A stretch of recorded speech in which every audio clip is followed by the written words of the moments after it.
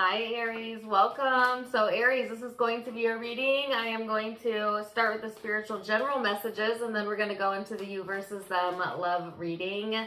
My readings are timeless, so I just trust that whenever you find this, that's when it's for you, Aries, and let's get into it. So I have the card of opposition and balance, which is Libra energy. For some of you, you may have Libra in your chart or be dealing with one.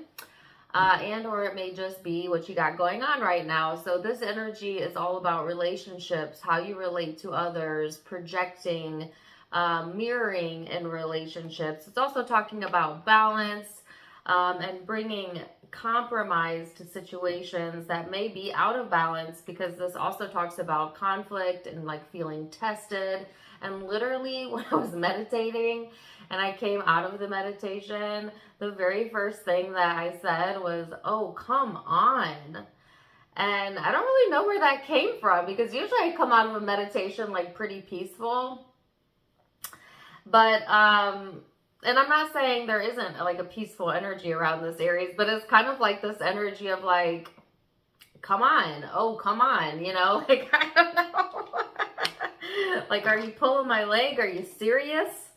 Like that type of vibe. I don't know how to get around that. Like, I hope that's making sense to you, but that's kind of what I felt. So let's get some Osho Zen cards out then and see what we have coming through. You have the card of the Fool. And what else for my Aries? And I also have a song coming through. He says, "Don't wait a minute, don't wait a minute. It's only a matter of time." I am not getting like the rhythm to it right. Maybe if I hum, it'll be better. No. Never mind. I was going to try and hum it, but I don't think it's going to be better.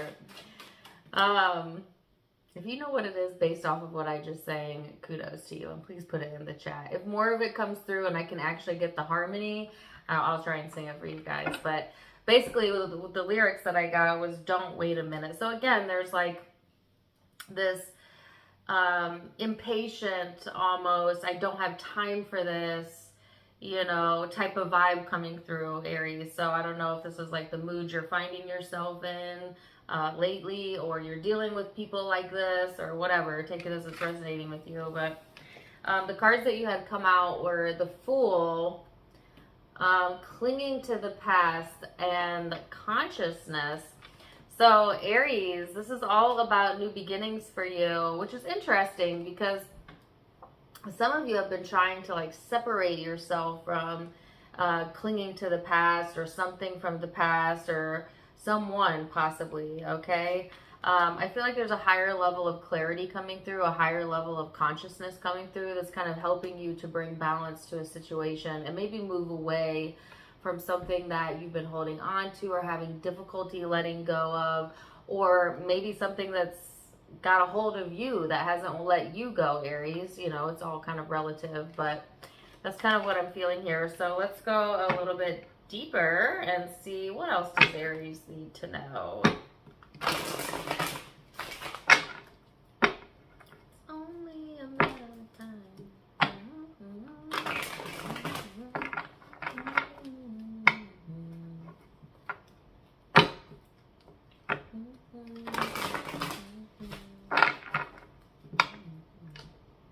He also says late night at the hotel. Oh my gosh, please, if you know the song, help me out. All right, let's see what else we have coming in for my Aries.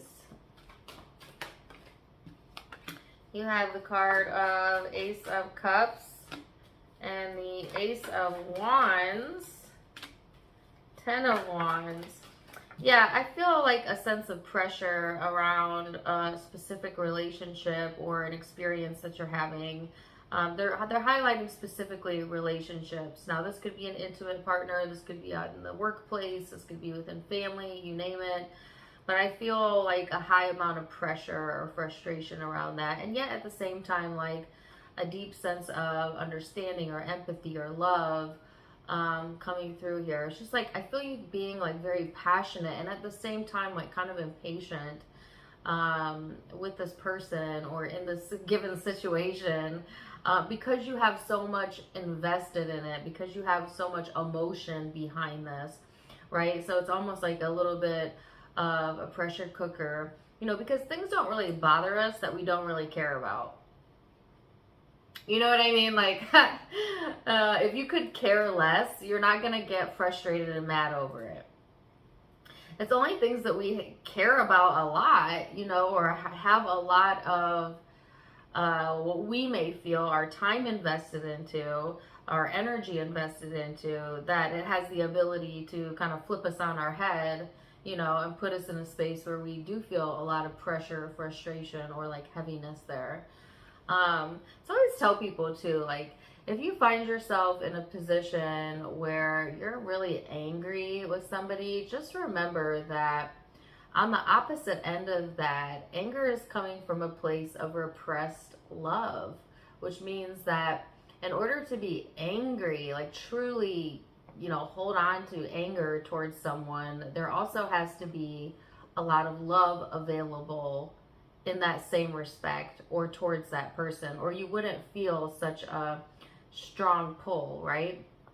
Like strong emotions, whether they're positive or negative, are indicators of caring, okay?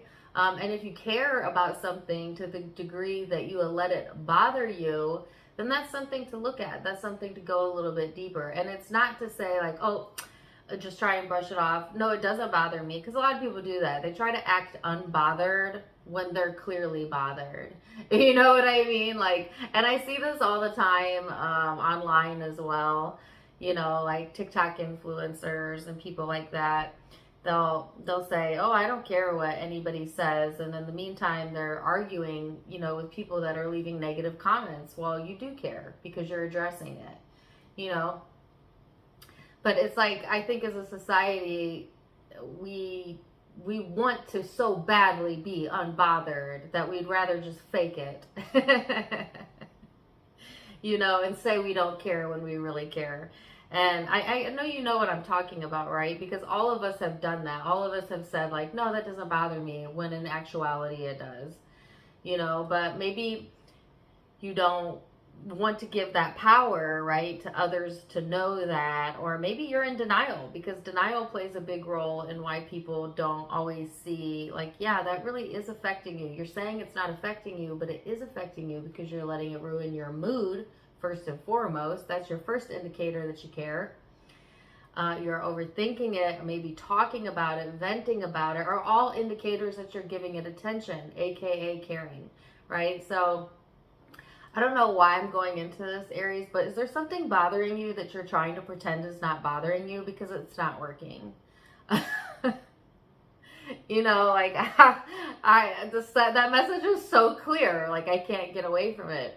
And it's because you care, and that's okay. That's okay. That's all right. You know what I mean? Like, caring alone is not a bad thing. It's what are you going to do about it that matters, right? Now, are you going to do the internal work and ask yourself the deeper questions? Why do I care? You know, why do I feel this way? What thoughts am I thinking, or what perception am I holding that is making me feel bothered by this? First and foremost, that's the root of what you need to get to, is what is creating this bothersome feeling.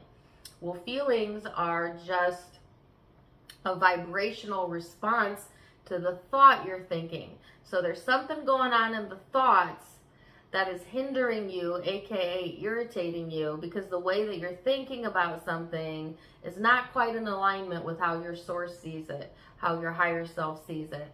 And that's our work, guys. Our work is vibrational. I know we live in a physical world where we're moving about and we have physical bodies, but first and foremost, the work is within. It's vibration. It's figuring out why I feel this negative emotion, and then soothing or refocusing or gaining a new perspective that needs to be done to get us into alignment, back into a good feeling space. And some may say, well, there's just no way I can think about this and feel good. And I would say, then you've got a lot of work to do, and or you need to move away from it until you can, right? So, yeah, I don't know. I hope this is resonating because this is all just like flowing from my crown chakra to you. So well, let's see what else we have coming through. On a positive note, I think having a lot of passion is really a good thing because passion kind of motivates us. And yes, anger is an equivalent to passion. It's just like passion on steroids, right? But it's better than despair. It's better than deprivation. It's better than hopelessness on an emotional scale.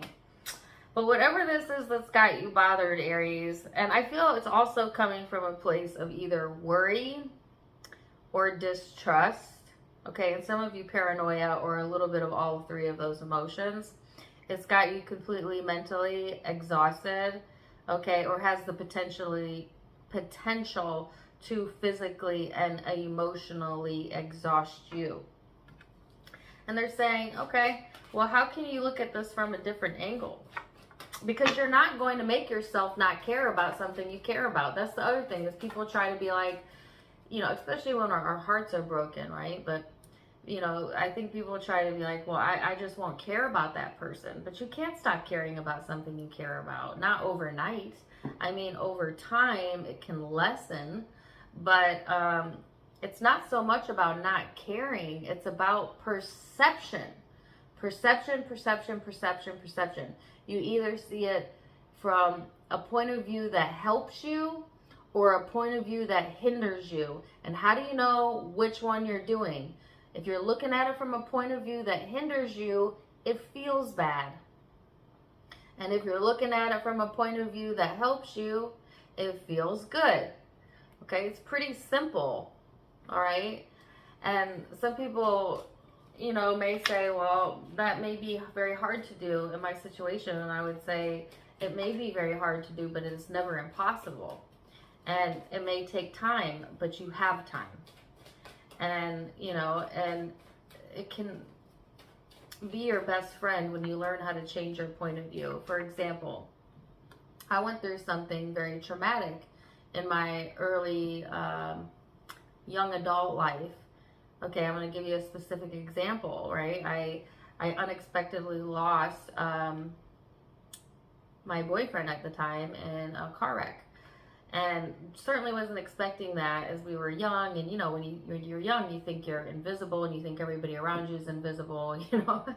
It was kind of, I don't want to say it was my first wake-up call because I had a pretty tumultuous teenage life as well. But it was one of my biggest early wake-up calls, right, to lose somebody. And at first when it hit me, it was nothing but anger and despair, and that's fine because you got to go through the stages of grief, you know. And that was maybe 20. Oh my God, am I gonna age myself? Like 21 years ago, I think, somewhere around there. Now, 21 years later, can I look back on that event and see how it completely changed my life for the positive? Because if I had not had that experience, I wouldn't have dove into spirituality to begin with. It was that death experience that really woke me up to the fact that I'm not here permanently. Nobody is, right? And just that experience, like, just shattered this illusion of this robotic reality that we think we live in that we don't, you know. And it also had me questioning about life after death and all of this. And so I went into, that's how I began my journey, truly began it. I had always been interested kind of in like astrology and stuff, but I didn't truly get into deep my own awakening until that pivotal moment, which I wouldn't change. I wouldn't change that because that's what woke me up, and my life dramatically improved because of what I gained on a soul level and on an intellectual level about how life works, and as well as death and spirituality. And that, by the way, my boyfriend that died at the time is not dead. There's no such thing. Okay. And I know that for a fact. And you can still have a relationship with your dearly departed, by the way. in this physical realm. It's just about tapping in. But my whole point was, I could have came out of that situation and been a victim though. I could have said, why me? Which I did for a little while. You know, why me? And then just felt bad about myself and just railed against everything. And initially, I think that's what I wanted to do. I wanted to soothe myself with alcohol or substances and kind of just give up, you know. But I didn't let myself do that, and I'm really grateful that I didn't. And I don't tell the story from a victim mindset either, because bad things happen all of the time. But is it really bad, or is that just life? You know, is that just the life cycle? We all have to leave at some time. None of us are guaranteed we get our full 70 to 100 years. Sometimes you get 20, sometimes you get 30. You know what I mean? Like, point of view. Your point of view matters. It matters a lot. It's all that matters, because that would have made the difference between how my life turned out as well. So I guess what I'm saying is, pay attention to how your point of view is, okay? I'm just giving that as an example. So if something's bothering you, what is it that you're thinking about, or the way that you're thinking about it, that's contributing to that? Okay, whether it's something really minor or something major is lost, because sometimes that happens. That wouldn't be a prediction, by the way. This would be something that's already occurred. I do not predict future losses. I'm not that kind of psychic. But, and even if I could, I wouldn't. But you get what I mean, right? Like, what point of view are you choosing to hold? Is it hindering you, or is it going to help you? Is it going to help you bounce into your future, or is it going to pull you back into your past? Because I think you have an opportunity to see something differently here, and that's going to make all of the difference, especially in this one unique experience, or with this one person that you're dealing with, where I feel like there is, at the end of the day, a lot of love, compassion, joy involved here. But when things feel complicated, it gets complicated. But you can change the way you feel by changing the way you look at it, Aries, and go back into this space of empowerment, which is ultimately what's going to stabilize you. And I feel like the situation is going to stabilize anyways, right? I feel like the situation is going to stabilize regardless, because you have the card of balance here. But it's about bringing balance within you before you'll see the evidence of it outside of you. So again, be patient with yourself. Although I feel like that might be hard to hear, because I feel a lot of impatience here. So let's see what the guidance is. And then we're going to go into the you versus them love reading.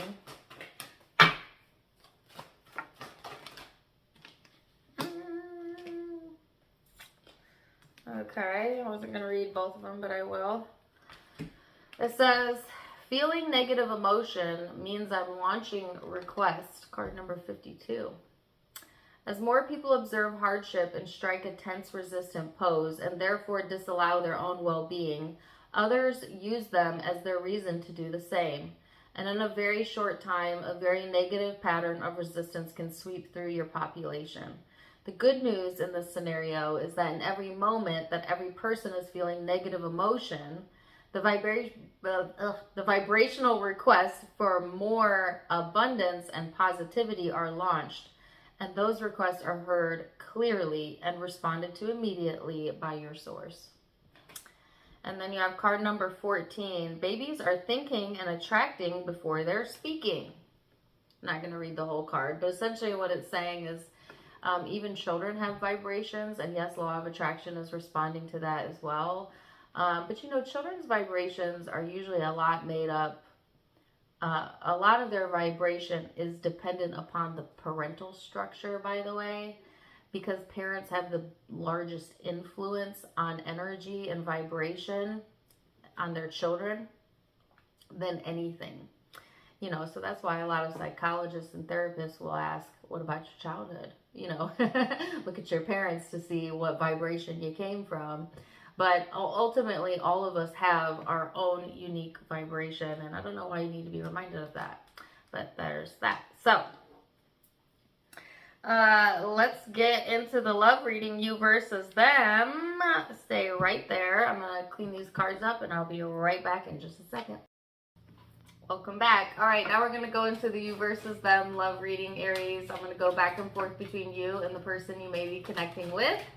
Keep in mind it is a general reading, so the roles may be reversed. Feel free to flip them if you need to. Take what resonates, leave what doesn't. You have the card of politics. Woo! And they have the card of the mind. I don't really care for either of these energies. Sometimes politics to me talks about wearing a false facade, pretending to be something you're not, a snake in the grass. You know what I mean? This is falling in your crowning energy, so keep it real. This certainly could be something you're doing, Aries, but it could also be indicative of something that's going on with your person like that. Because they have the card of the mind. And this to me is like a mind-boggling, mind-effed experience. This is information overload. This is overthinking.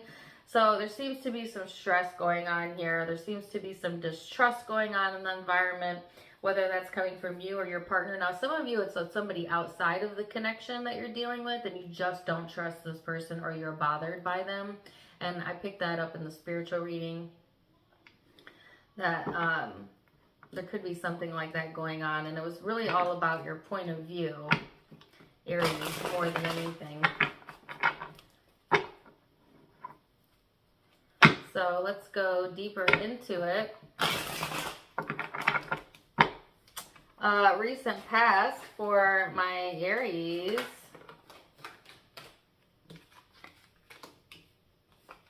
Justice and the 9 of Wands. Ooh, 6 of Wands here. So the Justice card was also in your overall energy in the spiritual reading. So again, you may benefit from rewatching that. But this is kind of about, my goodness, finding balance in relationships, which is interesting because the 9 of Wands is like, not really though. It's kind of like keeping your walls up, not really, you know, letting yourself maybe let your guard down. And the 6 of Wands, which is all about victory and attention. So this is really interesting to me. Some of you are like on the fence or like going back and forth about like, should I compromise here or should I, you know, go towards what I want and just kind of forget about it. So there's a little bit of like back and forth going on, or the sense of like fairness being important, but yet at the same time, like going by the beat of your own drum. There may also be questioning, like, if I go in this direction, will that be more successful? Or should I go in this direction? Will that be more successful? It's almost like a questioning of like, how do I get what I want, you know, out of the situation? And, you know, energy work is tricky because it kind of goes outside of what traditional advice would be for people who don't understand energy, right?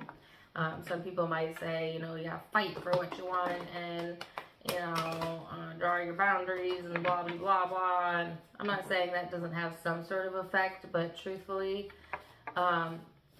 energy work is more about allowing an unconditional love than it is about pushing an agenda, which is difficult because a lot of us don't really trust that. We don't really have faith in what most people claim to have faith in.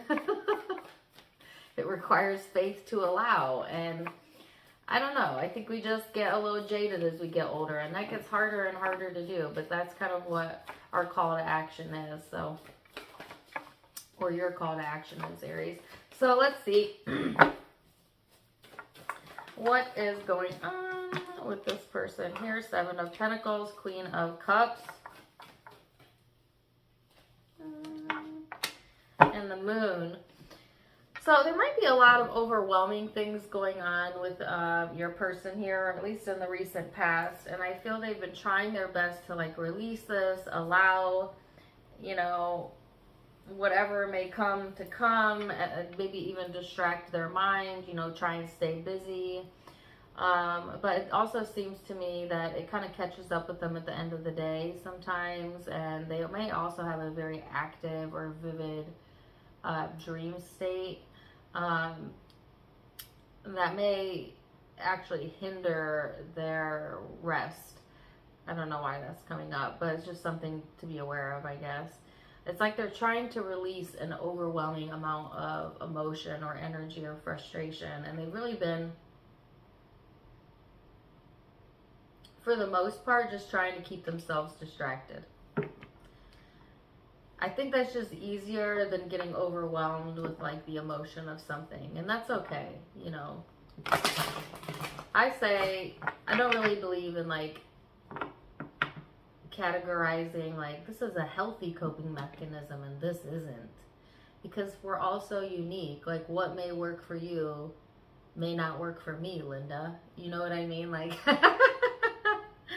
I feel only you can know what soothes you and what doesn't soothe you. So yeah, so let's go into perception. How do you perceive this person?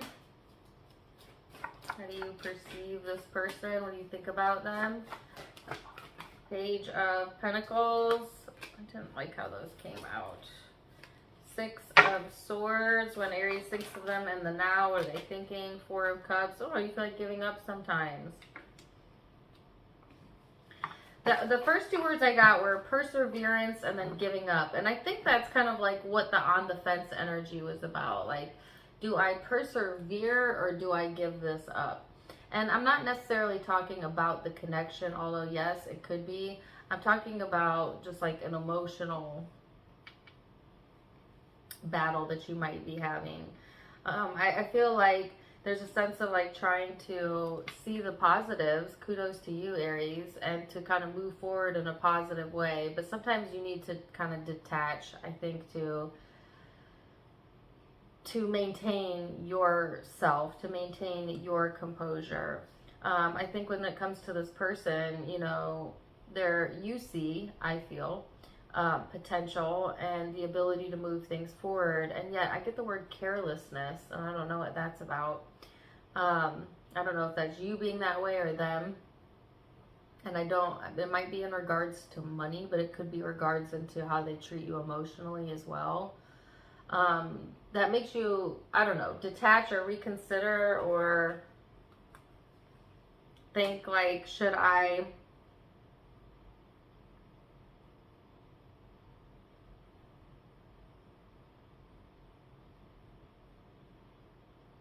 consider myself first?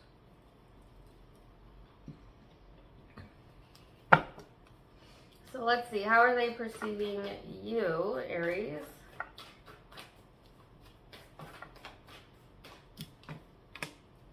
Six of Cups, Two of Wands, and the Nine of Wands. And the Queen of Wands. So, Aries, some of you may have, hold on a second. I'm going to go outside of the cards because I'm just getting like straight up channeled message. I feel unresolved issues here from childhood, both within you and this person, that may be a significant like connecting factor to each other. But also I feel like there's a bit of a disconnect as well in the way that you emotionally process and in a way this person emotionally processes things. Sometimes you may feel guarded or angry to this person, and at the same time inspiring and creative and fun, and isn't that just what an Aries is? But you know, as far as like future prospects, I feel like, you know, for some reason this person is only trying to think about the here and now. They're not in a space to think about future prospects. They don't really maybe want to think in that direction, or maybe they can't because they've just got too much going on, and that's kind of what I feel there. So let's go deeper. How do you feel emotionally towards this person, Aries, in your heart space? Ten of Wands, Page of Swords, King of Swords, Nine of Swords, and the Seven of Cups. Wow. This is very reminiscent of the spiritual reading. Like, just look at this card combination. Holy shnikes. Burdened, heavy, skeptical, paranoid, cold, detached, anxious, worried, confused.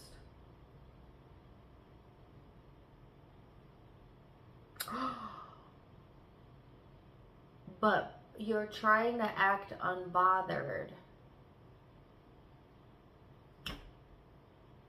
Bingo. Go back to the spiritual reading. Or this person maybe.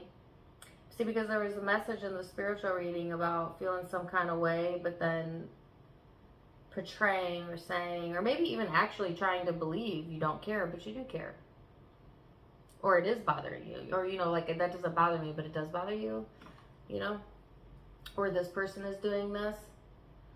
But there is a whole lot of stuff going on in the heart space that needs to be looked at and unraveled. So we can't do better until we know better. You know, I don't want to say, somebody's in a state of denial as well. I don't even feel like this is conscious. I don't feel like, I feel like maybe there's, I'm just going to be flat out with you. It feels like to me like somebody's convinced themselves that they're fine, they don't care, they're unbothered. Like, even convince their brain that, but like the emotions are like, no you're not, no you're not. And then they keep manifesting like weird crap around you to show you, no you're not, no you're not. You know, pay attention to the manifestations that are happening around you. Are you running into helpful, joyful experiences and people? Or is everyday shit and you run into irritated, argumentative, or burdensome, problemsome situations? Because that will tell you where your vibration is at. And this is not to be cruel or whatever, whether this is you or the person you're connecting with, or the both of you, because we've all been there. I've been there. I have been in a space where I thought, yeah, I'm over that. I do not care, you know, and then not really paying attention to how often I would let my mind go there. You know, it's like a sense of denial, but it's not intentional. And then, boop, I manifest something really bothersome and be like, why am I manifesting, but I'm not bothered? And then really have to think about it and be like, yeah, I am kind of bothered. You know what I mean? You know what I mean? It's tricky. Let's see. How are you feeling underneath it all? Or sorry, your person. How does your person feel underneath it all? Six of Pentacles. King of Wands.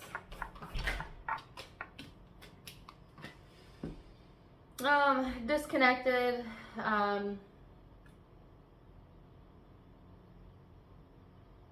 Aw, unloved. Not saying you don't love them or that they are unloved, but they feel that way, unlovable.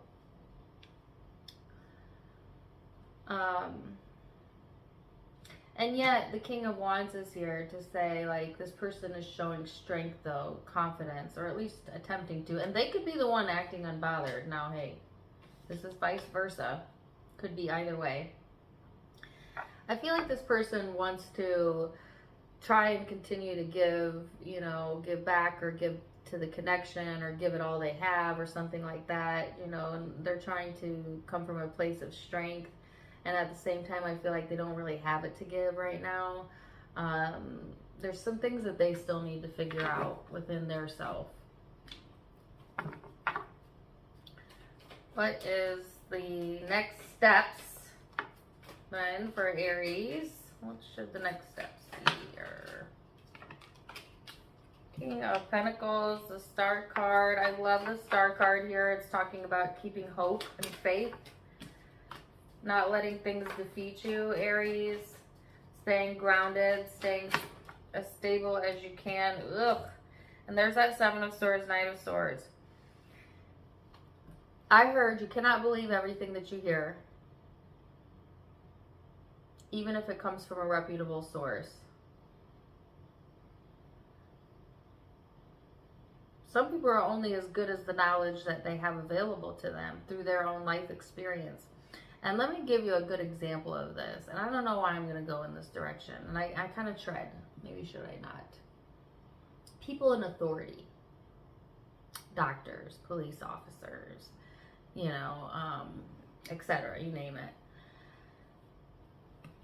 There's this idea that, say, like, a physician would never, you know, steer you wrong or give you misinformation, or, you know, a counselor or a lawyer, or, you know, people of authority, because they are of authority, so you should be able to trust what they're saying.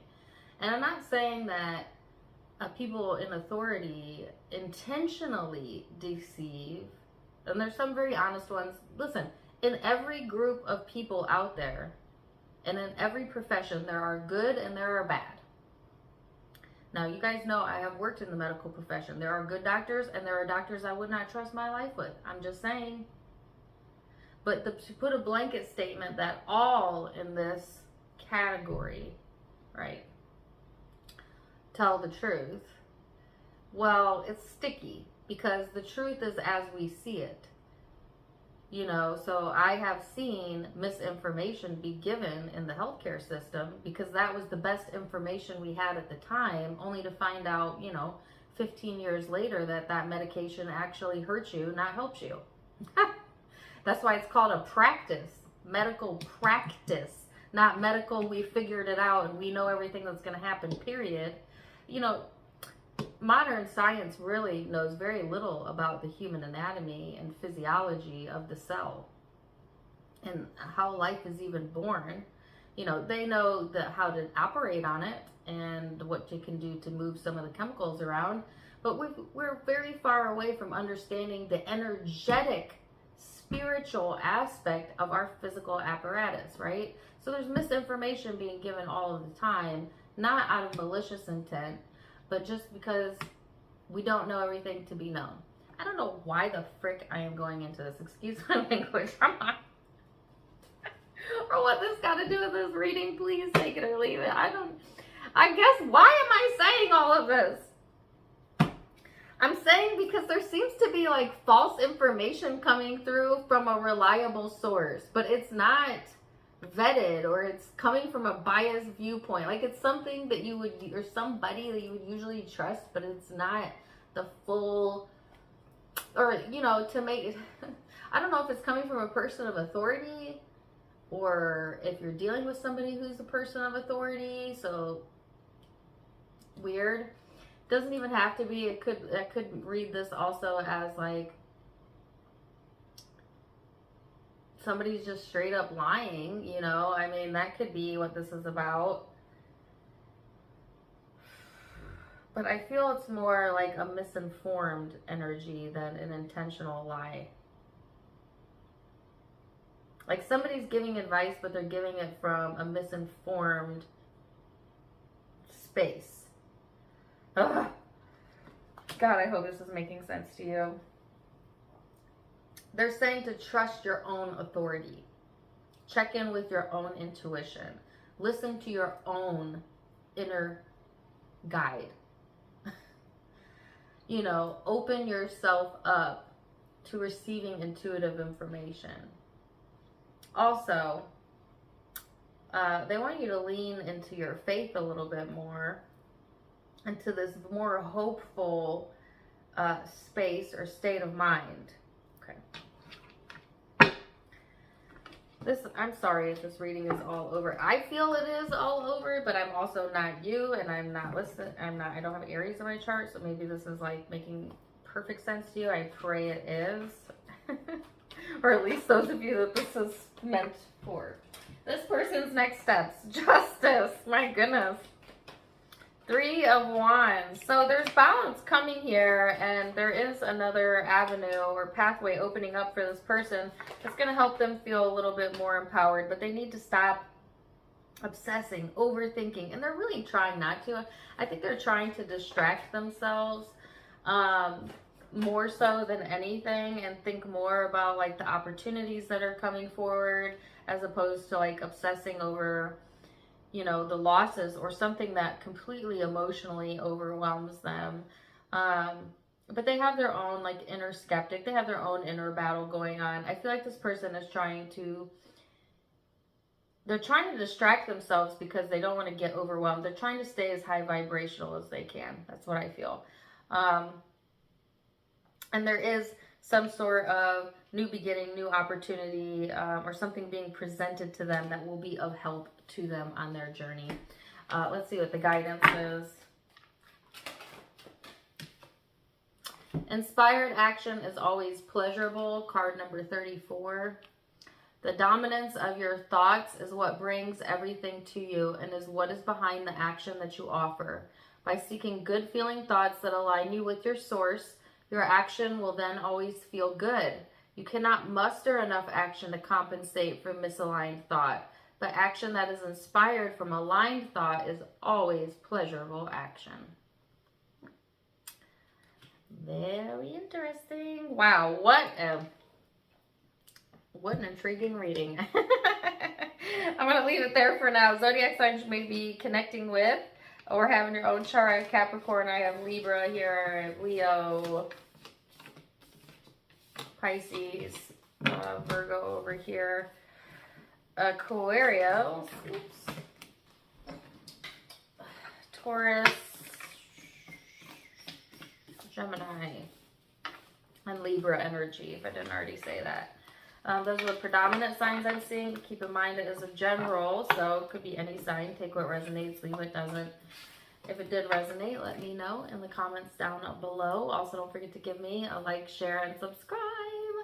You can find me on Facebook and Instagram for more fun stuff. Tarot Time with Dana is the name of all my social media, linked below and in the About section. Either way, wishing you the very best. And until next time, my friends, namaste. Bye.